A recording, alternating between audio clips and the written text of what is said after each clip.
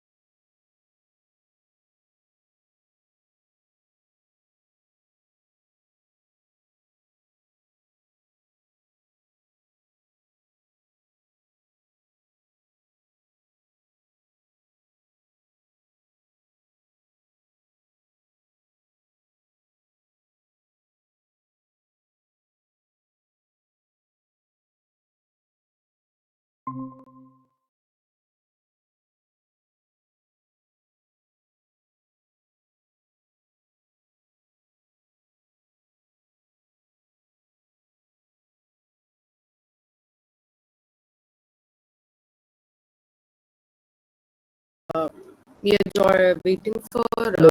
Hi, another Pradeep. Hi, person. Manjari. Hi, Shakti. We are just waiting for Joel to join. He needs 2 minutes. Uh,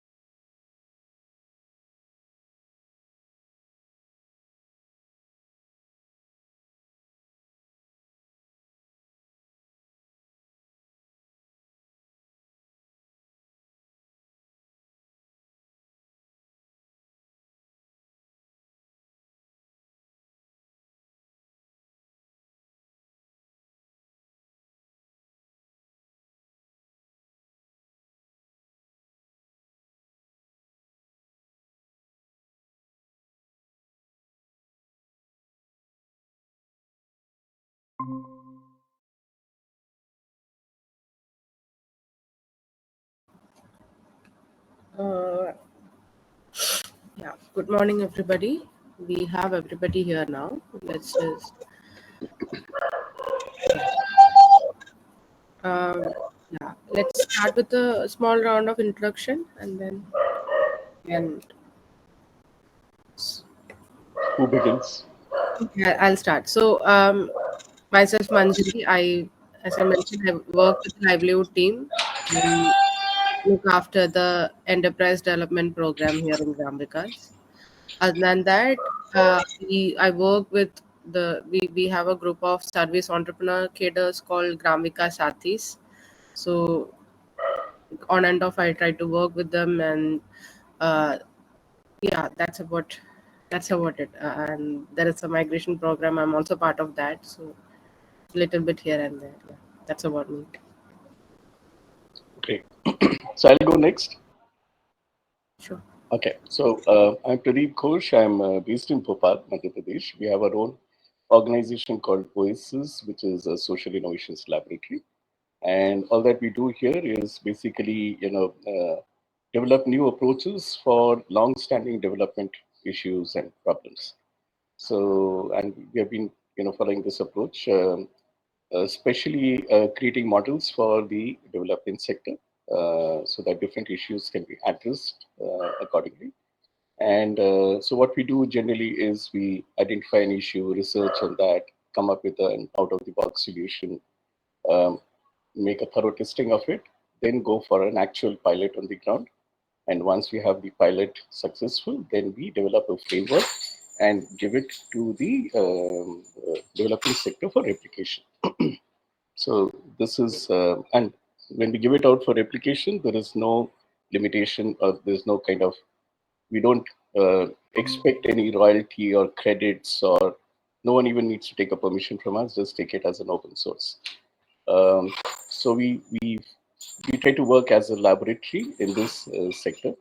And for the past 20 years, we have done about 10 models, out of which 2 have been replicated government by nationally by the government of India. One has been adopted by the state government.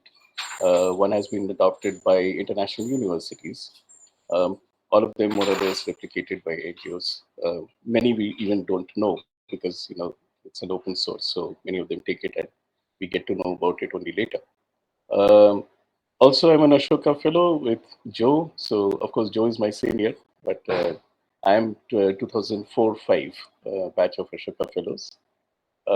My batchmates, you might be knowing, Anshu Gupta, and they're my batchmates, Arvind Kejriwal, and others.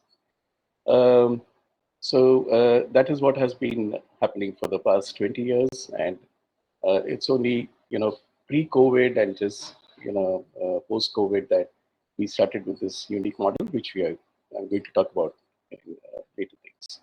So that's my small introduction.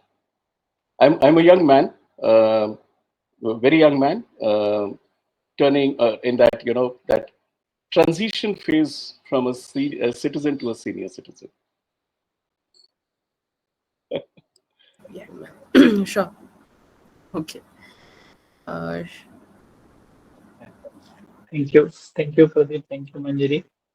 So, apologies for not being able to switch on my video because I'm in a very poor network area. You just show your So, face for a while, Shakti. yeah, okay, yeah. So, let me find a place and then I will show. Okay. My name is Shakti. I joined Gram Vikas in 2023. Currently, I'm looking after. I'm a part of a team which is called as program unit, which looks after any activity that is spanning across multiple districts. For example, we look after the Gram Vikas Sathi program, the fellowship program that is where we select volunteers from the community and then train them in different technicalities to work in their own communities. Then second is we look after a team which initiate any activity in new gram panchayats where we start our new programs and all. So yeah, I am very new to this sector. Yeah, looking forward to learning from you guys. Thanks, Shakti.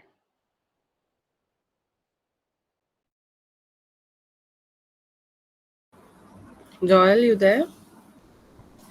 Yeah, am I audible? Yes, you are.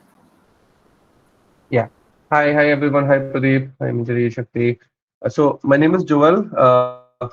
Short introduction. I've been working in Gram Vikas for the last 3 years, and along with that, I work with the migration team, and as part of the education and youth thematic, we have a thematic focused on education and youth. Along with that, I am a part-time member of the communication team as well. So a little bit of here and there. That's what I do here in Gram Vikas. Yeah, thank you. So everyone seems to have multiple roles, right? Yeah, that's There's so not. after. There's no short of. No, we are not. We're never short of roles and responsibilities in Gram Vikas. Yeah. Yeah. Okay. Yeah, so the context of the meeting is that Libby had shared about the Glide approach and wanted us to take a look at it to see how we'll be able to, learn or incorporate it in context of the work that we are doing with the Gram Vikas Sathis, which again are service entrepreneurs who are with us in a fellowship for 2 years, and then we are, hoping for them to be service entrepreneurs for the community, which are who are bringing core, knowledge, say on water sustainability or aquifer mappings and all that, or say on nutrition, health, on enterprise development, on migration related things, a bunch of that. So that is one, and then we have a whole different program where we work on migration, and it's called Safe and Dignified Migration Program. So on when in the context of this, how the client approach will be useful for us. So the like one will get a there is enough clarity in the site that is there, but we wanted to hear from you and understand how you see client approach, and wanted to hear some bit about it from you. Yeah. Okay, so what I'll do is I'll start from where we develop the whole concept, so that you get a background of how this entire thing came up, and probably that would that would help you connect it with your work, because I don't know about your work elaborately. I've just seen a glimpse of it, but on the website, but not elaborately. So let me not start connecting directly with your work without knowing much of it. I'll talk about the genesis of Glide, and then you can connect with it as you wish. So it actually started before COVID, when so we were trying to identify which is the most burning issue now, which needs to be addressed as part of a laboratory, and we started seeing that a lot of people were talking about climate change not being reversible at that point of time, and some people were trying vehemently to put brakes onto climate change or trying to reverse it, doing all sorts of things. But soon a realization was coming that this is not possible, and also the fact that seasonal variations had started happening at that point of time. So this is around 2018, I would say. So we said that, okay, let's start delving deep into this issue, and we try to see what is happening, what is the cause. Of course, all of us know industrial causes and all that stuff, but what is the work that is happening around the world? And we found that a lot of people are actually trying to arrest climate change or reverse climate change. And the feedback also coming in that it's not happening much. We know about all those COPs and everything. None of those milestones have ever been met. So we said that, okay, let's focus on something which is actually going to be an issue later on. And we found that since climate change is not reversible or can be arrested, therefore, if humankind has to survive, then we need to adapt to climate change. So how do we adapt to climate change? That was the burning question. How do we adapt to climate change? Because climate change is happening so fast, adaptability also needs to happen so fast. So then we started looking into that. Okay, so for adaptability, what is first and foremost that you need? So first and foremost is, of course, food, right? If food is not ensured, nothing is available. No money can even match a food requirement. And things were looking like, we are growing towards a food crisis, which might happen in another decade or so, but it is trending towards that. So we said, okay, so let's look at the food growers, because if they don't adapt first, then we as consumers will not be able to adapt, right? So what do food growers need to do to adapt to the climate change? And then we found something very stark. We found that it's actually the food growers. I'm talking about the farmers. who are facing the first and the worst impact of climate change, because their livelihoods are entirely dependent on growing food, on farming. And if farming is being impacted because of the seasonal changes, then their livelihoods are at a risk. And if their livelihoods are at a risk, all that they can do is simply leave farming and migrate in a big way. But migrate and do what, where? So that's again a question, because industries and cities do not have the capacity to absorb. So then we try to see that, okay, what is it that um, uh, is happening in adapting agriculture to climate change. And then we also found that a lot of attempts are being done on organic farming, natural farming, non-chemical farming. All those attempts are being made. Some successful, some not very successful. Migrating to a natural farming mode from a chemical to a natural farming is a difficult process. Takes time, difficult to convince, and all that thing. We said, okay, that is already happening. Let's not do the same thing. Let's look at something which needs to be done additionally to this. So we saw that, okay, livelihoods were sinking despite moving from chemical based to organic or natural farming. Still, yields would take a dip, and livelihoods will be impacted. What is it that can be additionally done to support their livelihoods while this climate change is happening? So what can be additionally done? And then we try to look at what are the additional livelihoods that are already being, experimented by others. So obviously, our National Skill Development Program and all those organizations, they have already ventured into that area to give additional livelihoods. But what are the primary livelihoods they're looking at?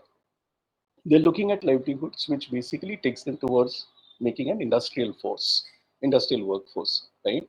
So training them as semi-skilled laborers. So then we looked at also the semi-skilled labor part, that how many people are being absorbed by the industries. Of course, we all know that outsourcing is happening, contract-based jobs are happening.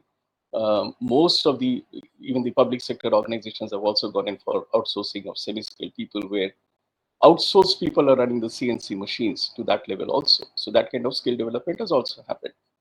But the number of people being absorbed is very, very, it's probably a fraction of the entire rural population that wishes to migrate now. So definitely that is not going to control migration. Then we also saw another change happening. We saw that industries were slowly moving towards a semi-automation.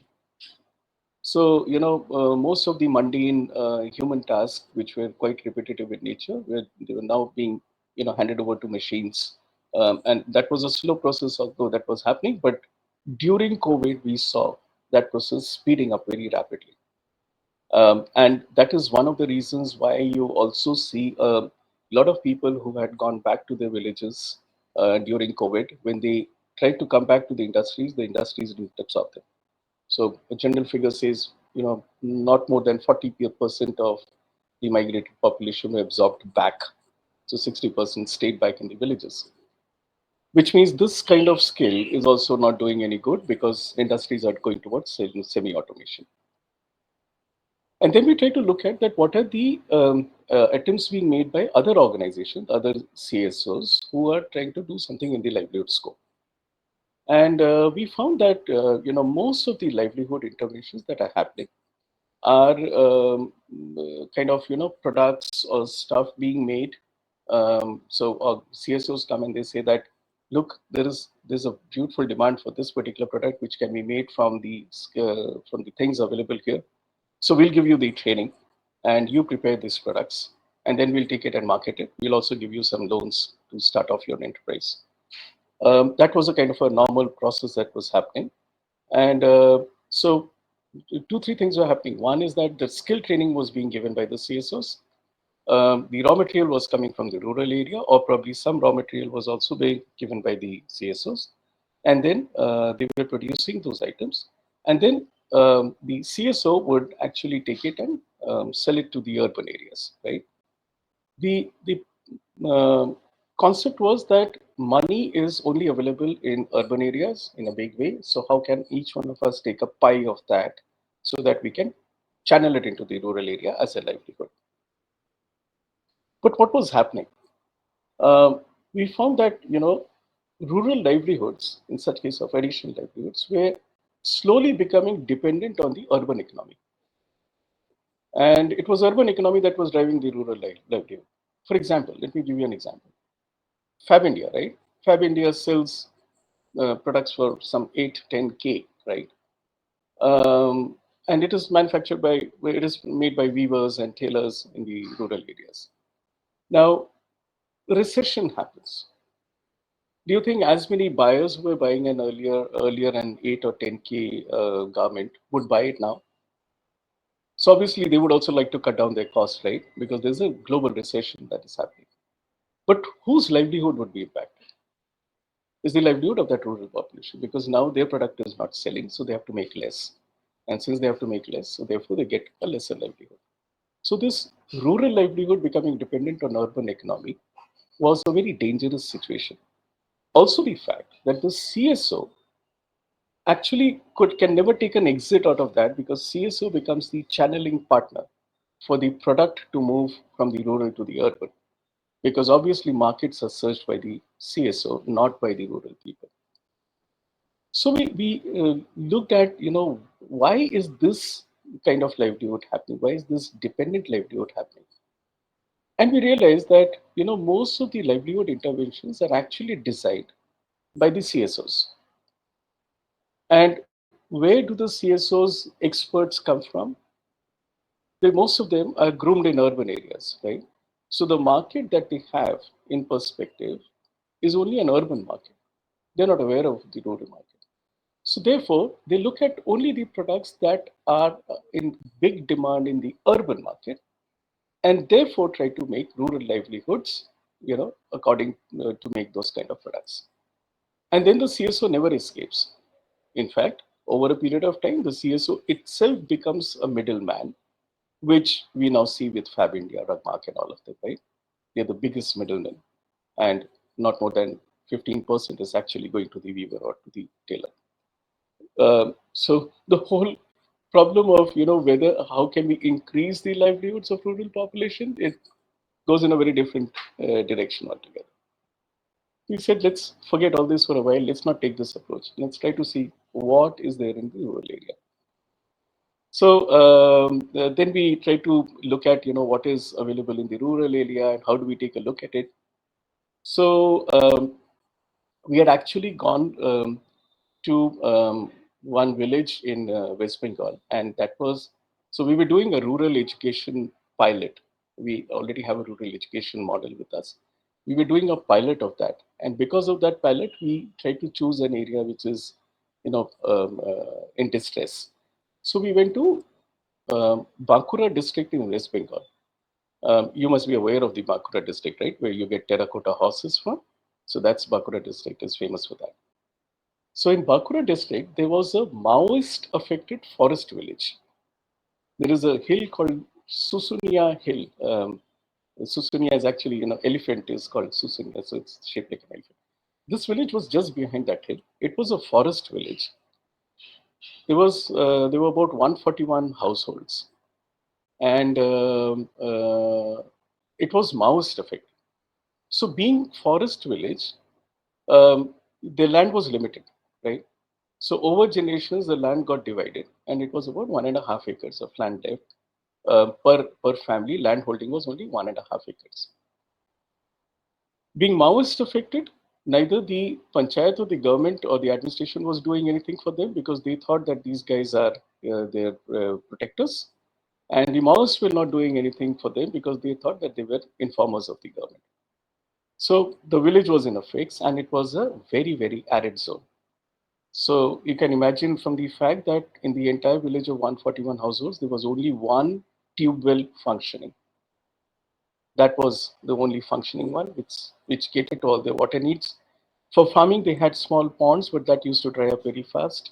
And 1.5 acres, what can they do? And the situation was such that, of course, in West Bengal, usually youth are educated. At least they have been educated 10th, 12th, they are educated. Um, So the scenario was like this, that every day, two trucks used to come to that village, and villagers used to queue up and rush. There was a mad rush of who would get into the truck first, because getting into the truck would ensure that day's wage labor.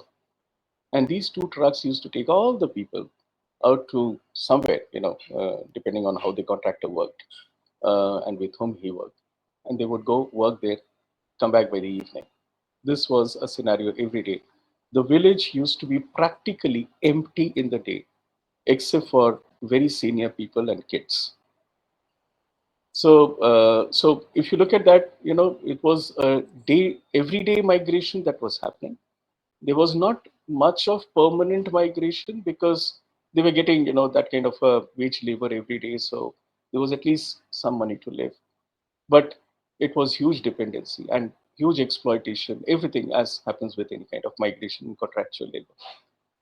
So we selected that village, and there we went to actually do a rural education pilot. And in the process, um, actually Glide came up. We tried to find out that first of all, what is all required for these people to start something of their own, become independent. So of course, farming is not possible because whatever 1.5 acres of land, whatever they are doing, they cannot do more than that because it's an arid zone. So until unless you have got huge water bodies, nothing is possible. And getting a huge water body in a forest area requires a lot of time and a lot of permissions, which our partner NGO did not have that kind of a muscle to and time also. So we try to find out that what are the things that are actually required for people to start their own small enterprises so that they can be on their own. Sort of many things. We spoke to the villagers, we spoke to the youth primarily, and there were 3 or 4 things that came out. So you need skills, you need the raw material, you need financing, and you need a market. These are the 4 things that came out. So we started with that. I'll tell you the result of what happened after that. So, and then I'll go into the process. So we started off. It started working. The youth got interested, and after about 3 to 4 months, then we said, okay, you now continue with this. We'll come back and see after a year what is happening. And it all depends. If you're doing it well, then we'll come and do something else also. So we went back after a year, and to our utter surprise, migration had become zero. The trucks had stopped coming. So we thought, whether the contractor has lost his contract or whether, these people, something or the other has happened. So we inquired and we found that the youth were so excited. They said, sir, we are getting whatever we used to get from that contractor, we are getting more than that here itself by doing our own. So why do we need to go with it? I said, yeah, that's good. But then how come that no one is going? I said, no, all of them are getting engaged, and they are looking at us, and the others who have not got engaged, they are saying that we also want to. And so we have started doing it. So we thought, well, we never expected this kind of a response. 100% migration, no one has ever been able to stop. And we didn't have that as an objective also, we were just concerned with migration. So we said, okay, so it's a new kind of a thing. Let's come back after a year again. So then we went back after a year. Achha, may I request one of you to please keep your camera on, because then I feel that I'm speaking to a dump.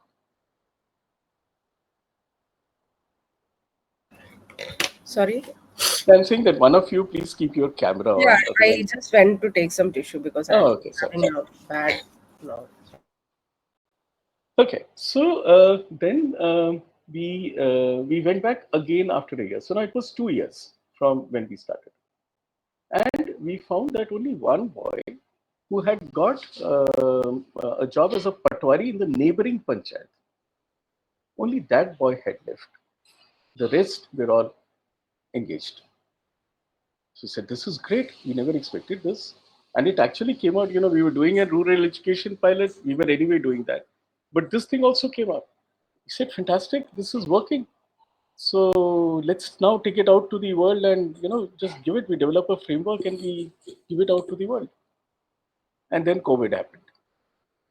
So all of us, withdrew back into our own nests, and nothing can be done. So lockdown was in place, and we said, what do we do now?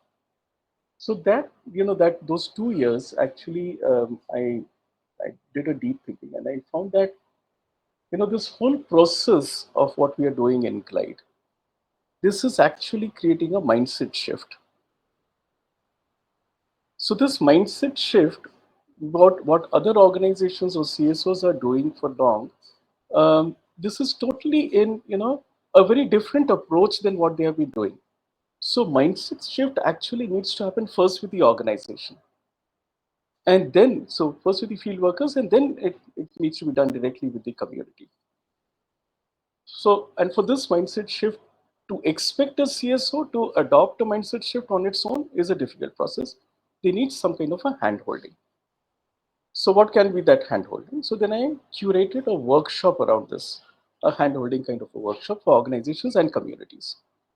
And so that, I can take them through the process so that they can also realize. So this entire thing was done. I curated the workshop. And then after COVID was relaxed a bit, then we chose two villages in Gujarat. So one was an area called Khambat. There's a backwaters in Khambat, that region. A lot of OBCs and scheduled castes are there.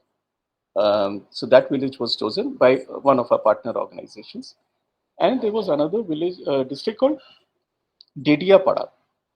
So Dediapada is a purely tribal district in Gujarat. So Is it in Surat? sorry. Is it in Surat? Surat nahi, Netrang ke udhar. It'll be difficult for me to say which part of Gujarat because I've been there just once. But Dediapada is pretty known as a tribal district. So we chose these two places that let's work directly with the community and see whether this workshop is fruitful for them. So we actually piloted the workshop there in these two places. So earlier it was designed as a 2-day workshop. Then during the pilot, we realized that no, 2 days are not sufficient. We need to do it 3 days. Then after the pilot, we also realized that, one day prior to the pilot, one day we actually need to go and see the field from where the participants are coming so that we are also aware of the kind of livelihood they're currently engaged in. So that would, set the context easily during the workshop and people would understand. So we added a field visit to it. So that's how now it's a 3-day workshop preceded by 1 day of field visit. So after the workshop pilot was successful, then we offered it to CSOs, saying that this is what we have, and this will help create a mindset shift among people. Um, the expected results are that rural people can have their own livelihoods without depending on you. And the best part is that earlier CSOs designed livelihood interventions for rural communities, but through this workshops, the rural communities can themselves design their own livelihoods. So it's a kind of a design thinking workshop for rural communities. That's how we curated the entire workshop. And then we offered it to all organizations saying that if you can organize this workshop with your community, then we'll come down, 2 facilitators will come down and we'll conduct the workshop. In terms of arrangements, all you need to do is, book a place where the workshop can be conducted. It can be your office if it is big enough, or it can be any other place, or if it is community hall within the village, whatever that you can organize there. And we don't need any PowerPoint presentation, so no projectors, nothing, no speakers, nothing, just dari. We all sit on the dari on the floor, and two whiteboards, some chart sheets. That's it, basic minimum kind of requirement. Um, and in terms of the logistics, please take care of our travel, the facilitators travel, food and stay, whatever way you can. And then as workshop fees, whatever is best possible within your budget, feel free to give that. We try to offer it to these CSOs so that, no one feels pressurized enough.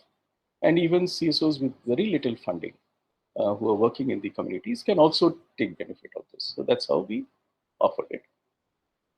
So this was in 2023. And since 2023, now it's 25, I've done more than about 31 workshops with different ASOs. And the impact is showing up slowly. So I don't know if you've seen the impact video also. There's a video there. It's in Bengali with English subtitles. You can see that on the web page. I'll share it with you separately as well. Now let me tell you the approach. So the approach is it's very simple. So as I said, four things that are primarily required for anyone to start an enterprise: skills, raw material, finance, and markets. Right. So when we do the workshop with the community, we make all of them sit in groups. Number one, and then we ask them that, okay, you want skills, you want training, you want skills, but which skills do you want the training for? Because we are not aware of what skills you already have. Because the skills that you already have, you don't need a training for them, right? So why don't you list down the skills that you already have? And then they start listing down the skills that they already have. After the list is populated, the repetitions also, two people can have the same skills. We populate all of them on a whiteboard and say that, okay, how many skills have come up? Not repeating the ones that have been said already. And then we ask them that out of these skills that you have, how many of these skills can earn you a livelihood without migrating? So in your village. So they tell us a count of that. They tick up and they tick mark them, and then they tell us a count of that.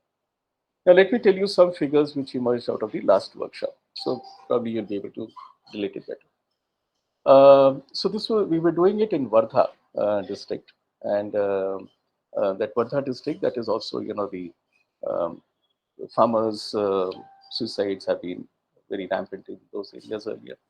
Um, so there were about um, 50, 55, 55 women who were there. 55 women came up with 71 skills, out of which 64 can be used to earn a livelihood in their own villages. So I said, okay, so you have 64 skills with you which can earn your livelihood. So why are you not using them? So they didn't have an answer. Obviously they laughed and they said, "Sir, pata nahi." I said, okay. So now have you found the skills? Can you use them to earn a livelihood? Shall we go ahead and find the next? They said, yeah, sir, we found the skills. Okay, let's work with those skills. So I said, that you start with your existing skills that you have.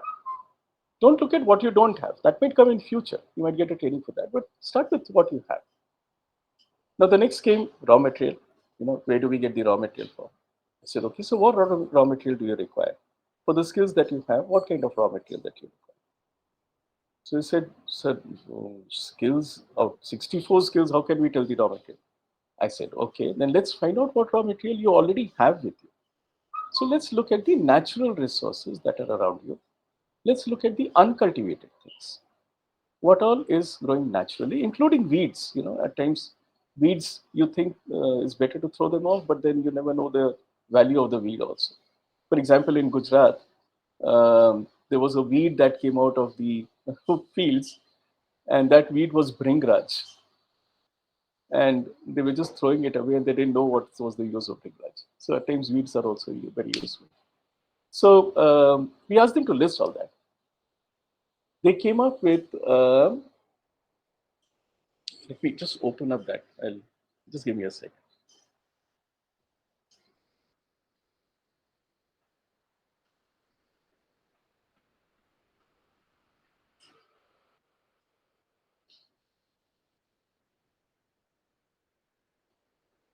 Yeah, sorry. I was giving you the figures differently. Let me just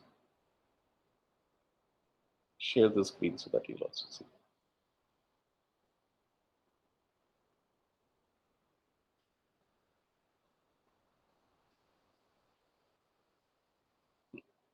Do you see this? Yes.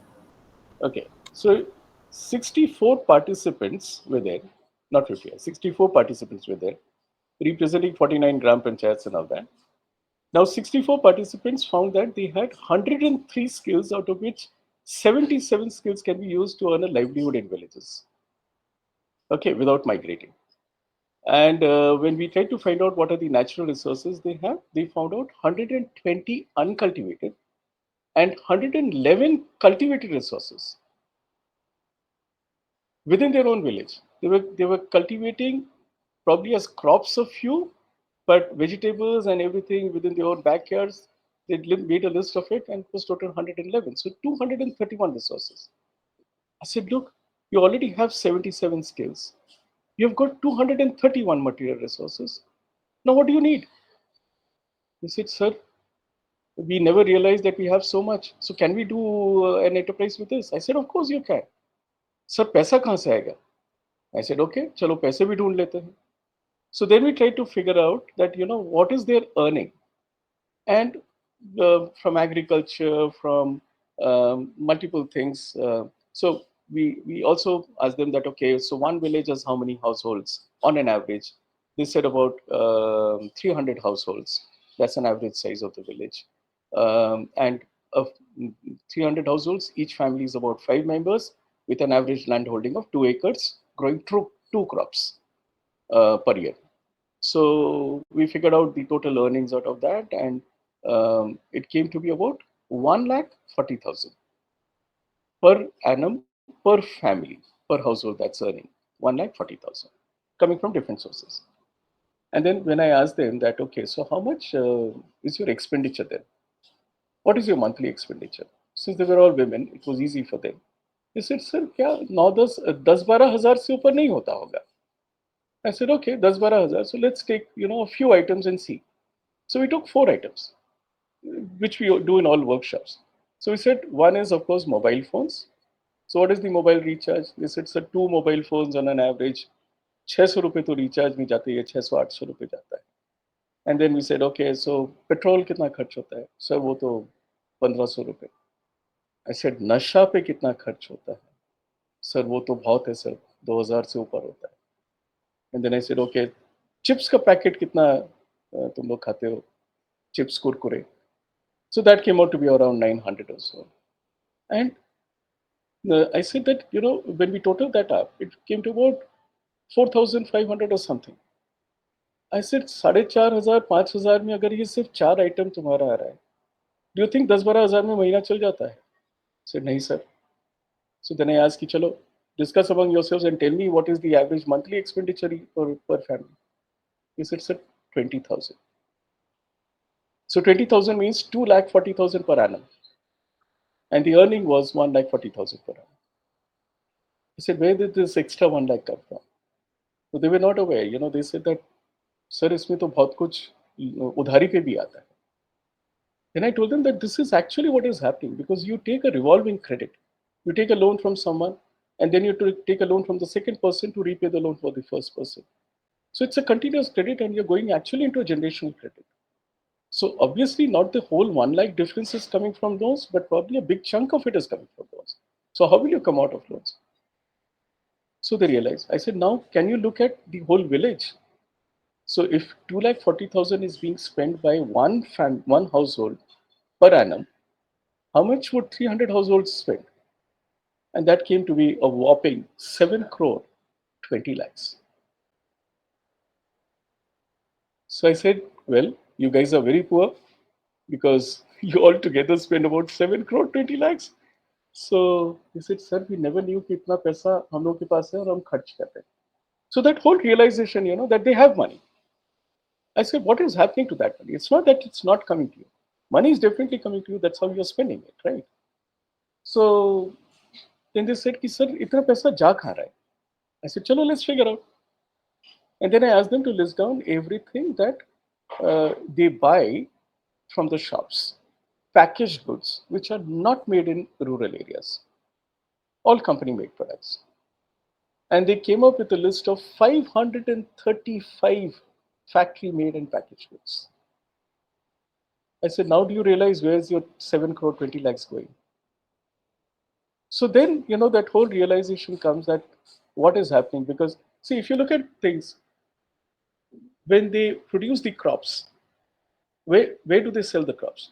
It is taken by um, private companies, right? Some middlemen are taking it. Middlemen are then selling it to the private companies. Now, all these companies are based in urban areas who buy the crops, right?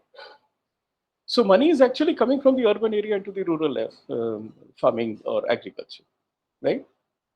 But when the same people are buying 535 factory made products, where are these factories? In urban or in rural?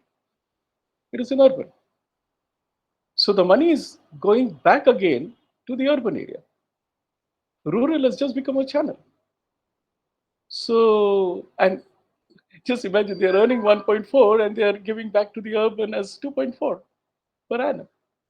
So I said, why are you doing this? Why can't you? So I asked them, what out of these 535? All these items, definitely you know some how to make some of them, right?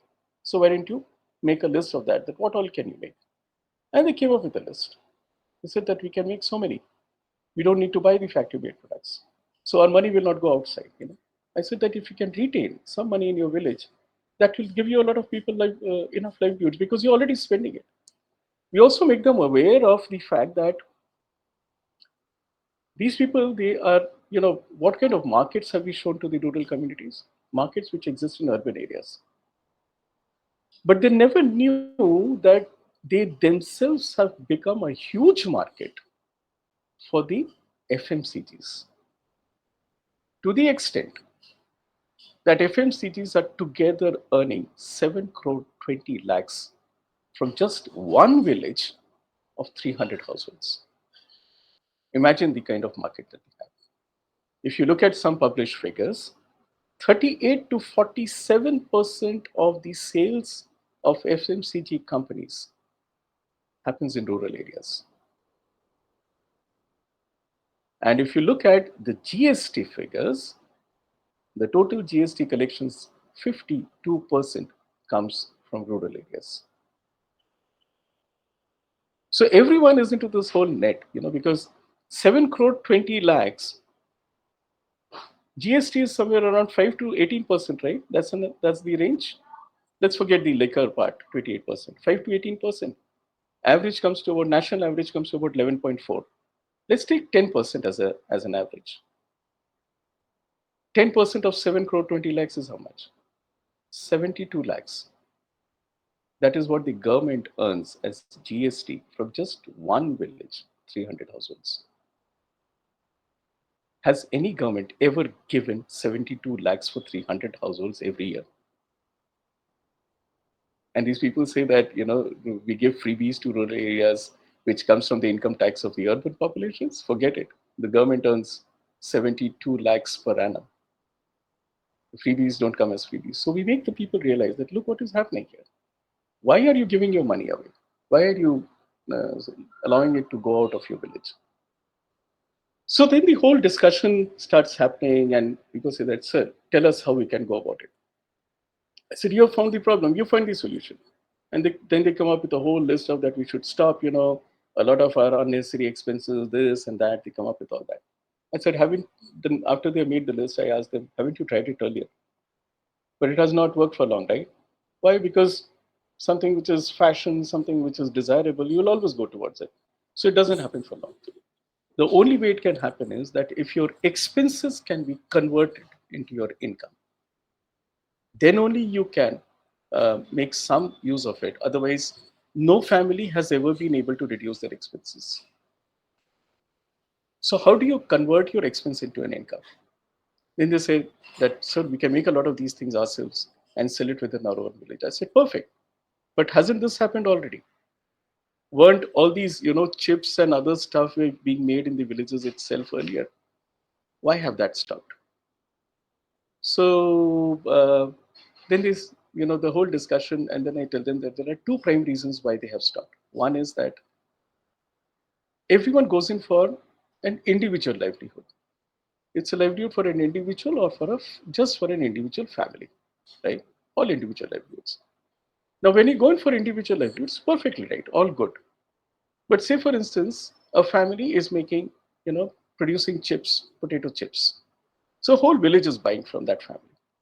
Now suddenly there is a marriage within that family. Now what would happen? Would the family go and celebrate the marriage, or would it still keep on producing chips? Obviously, they'll go in for marriage, right? So there's a 15 days to a month's gap where potato chips are not available. Now your people, the village people, have got used to potato chips. They would demand, right? So they go to the shops and they demand. And what the shopkeeper does is he goes to the wholesale market.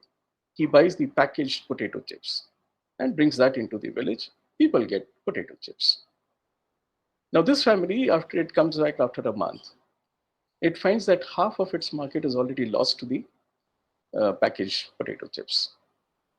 And on top of it, probably they have also taken some loans during the marriage.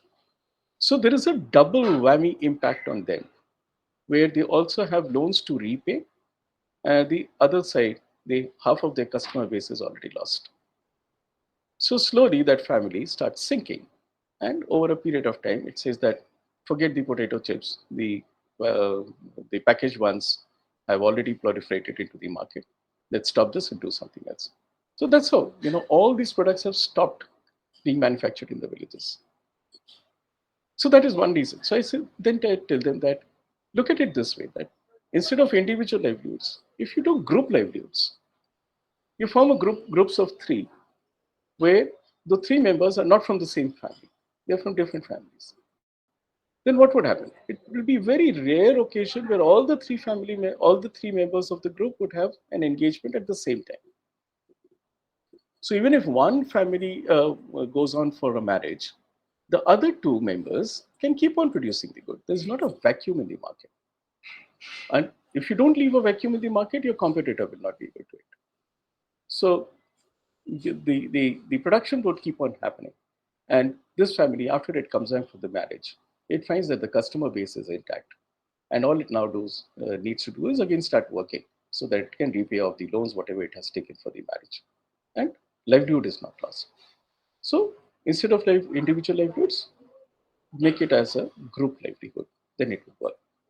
So they agree to that. Second thing I tell them that, look, we say that we live in the village together as a community. But when it comes to livelihood, what happens? In a village of 300 households, one family starts a grocery shop. Okay. Now, it does very well because all the 300 households are buying from them. Then another guy sees that, oh, grocery shop is a good business, let me also start it. So another family starts it. So now the customer base is divided, 150, 150 each. Two more people think this is a good business, let us also start doing that. It gets further divided, 75 each. Yeah, on an average, a village of 300 households now has around 8 to 10 grocery shops, small and big included. Now, what's the result? Each shop would not have more than 30 households as a consumer base. Would any one of them survive? Even the first grocery shop that started would also sink. And this is how all these livelihoods have started sinking because of competition within themselves. So I say, why do you compete? He said, what can we do else? I said, very simple. If one group is making potato chips, let the other group make some buddy or something, right? Whatever they can make. So the group that is making potato chips, won't they require buddy for their family? Whom would they buy it from? They would buy it from the buddy group. Buddy group would require potato chips. Whom would they buy it from? From the potato chips group. So you become consumers for each other. You become customers for each other. And the entire village is a customer base for every group and every product. So you're not competing, but you're actually complementing. But what happens in practicality is that once one family's expense becomes the other family's income. So the economy rotates within the village, within the community, and that helps in building up a circular economy. The money is not flowing out of the village now. The money is retained within the village. You're not cutting down your expenses. Let your expenses remain as it is. Even if they're growing, let them grow. But one's expense becomes the other's income. And that's how this guy's expense becomes this guy's income. So the whole group agrees to that, and then we divide them into groups of three. Then we take them through the whole process. They choose the products that they can make. So if you look at the paragraph after that, um, 64 participants from 14 groups. Since there was a big group, we generally do not take more than 30, 35, but here there was 64 they wanted specially. So we said, okay, we make groups of four then because you need to learn. Made 14 groups and they chose 14 products that they knew how to make, for which they already had uncultivated resources available for free, and that could replace 14 already easy selling packaged goods. Do you know what was the total market potential of these goods? 1 crore, 5 lakh, 84,000. I said out of 7 crore 20 lakhs, if you're able to retain 1 crore 5 lakhs within your own village, you see how many people get livelihoods. It's 64 families that are getting livelihoods, and 1 crore gets divided among them with their own for their own products. And then we take them through a step-by-step approach where at the end of the 3-day workshop, they actually end up making their own business plans and also make strategies for marketing strategies and promotional strategies for their products. They actually do it in the during the workshop itself, and then they take it home, and then they start off immediately. So the result is that they the rural communities are able to design livelihoods using the skills that they already have. They don't require any training from anyone. The raw material that they already have in and around the village vicinity, so without depending on everyone, using the finance that they already have within themselves, and it doesn't take too much.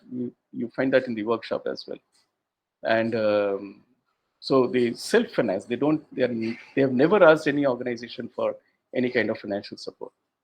And the best thing is that they don't need to depend on any outside market because the market exists within the same village, and they don't need to migrate at all. Everything happens within their own village community. So that's the whole glide approach that brings in a mindset shift among them, and they actually design their own livelihoods. They own it, and therefore they implement it.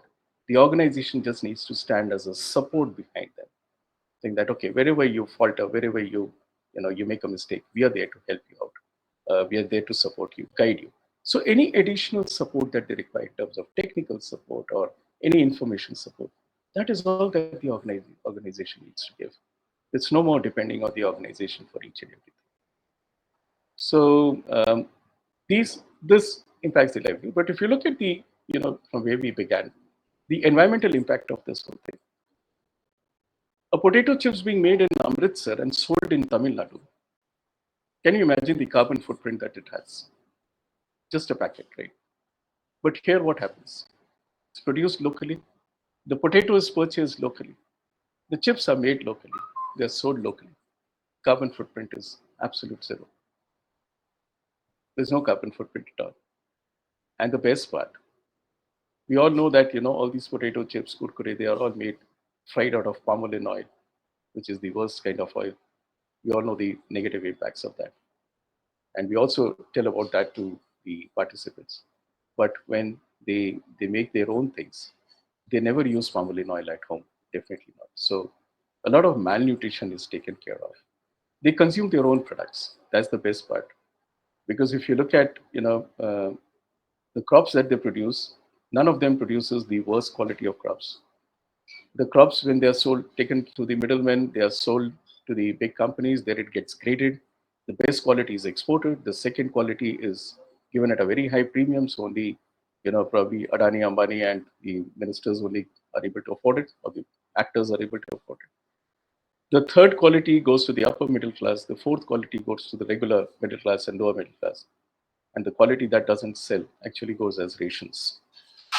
And what these farmers do is they sell their best crops just for money, and they make their families eat the worst crop that comes through ration.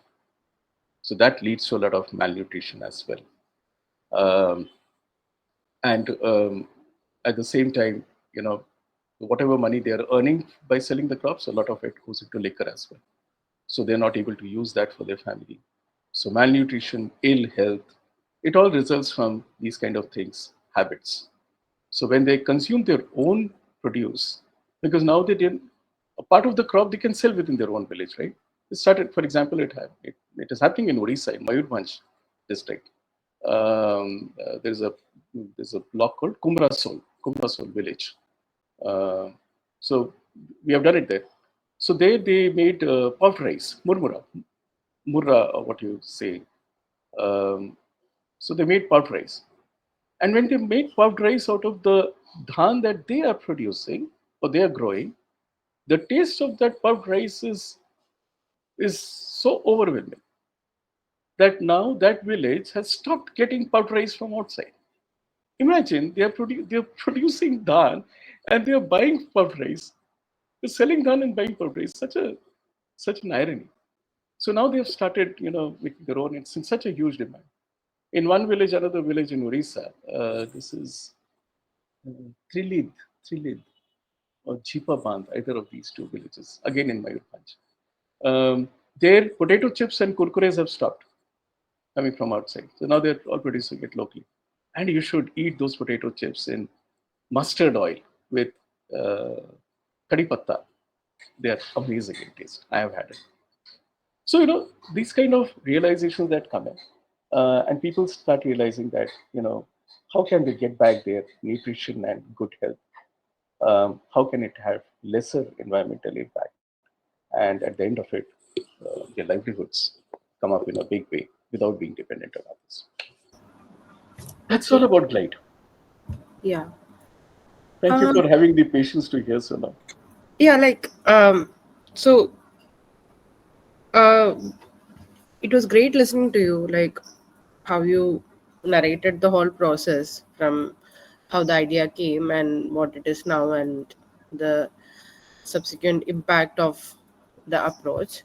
So we have a extended enterprise development program here in Gram Vikas. So I was able to relate to how we do the program and what all are the things that we might be able to, the tweaks or the things that we can bring in to adapt the program as it is right now.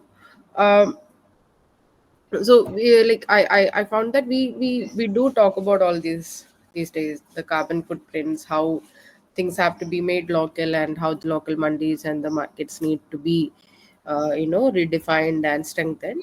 So in that context I really uh, see a lot of value in how